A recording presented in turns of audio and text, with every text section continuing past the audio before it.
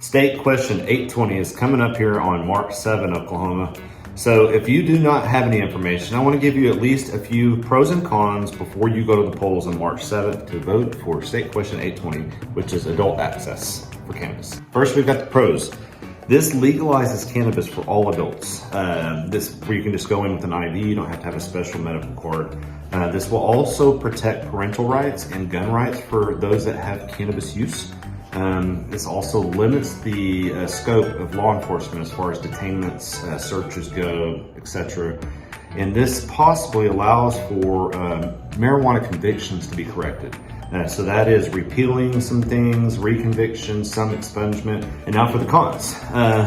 They're gonna go to a 15% tax on cannabis instead of the 7% medical tax. And if you didn't know, another one is that local governments will then have the ability to set further restrictions, limit access. I mean, some cities could say, we don't want any here.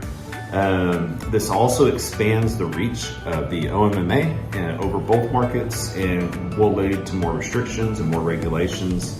There will be no new license issued for 2 years. That's another con. And for the biggest one, and the one I want you to know, is that even though if it gets voted in, what we vote for as the people isn't necessarily what's going to be enacted.